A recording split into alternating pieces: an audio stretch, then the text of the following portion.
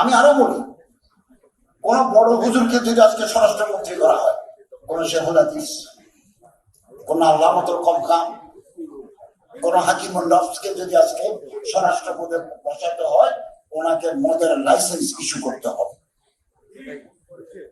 কেরোয়েন company থেকে দেশীয় মদ তৈরি হয়, বাংলাদেশ সরকার বিদেশ থেকে মদ আমদানি করে, মদের লাইসেন্স দেয়। এটা বাস্তবতা। আপনি ঘরে বসে মোবাইলে মাঝে মাঝে কথা বলতে পারবেন, রাষ্ট্র পরিচালকের সেক্রেটারিয়েটে আসেন না, দিতে হবে। 100 জন যদি মদের লাইসেন্সধারী লোক এক জায়গায় থাকে, ওখানে আপনি ডিলার দিবেন। বিদেশি মদ আমদানি করে সরকার লাভ করে, দেশীয় মদ বিক্রি করে সরকার লাভ করে। এই টাকা গভর্নমেন্টের ফান্ডে যায়। ওই ফান্ড থেকে এই দেশে রাস্তাঘাট, মসজিদ, মাদ্রাসা, শিক্ষকদের বেতন দেয়।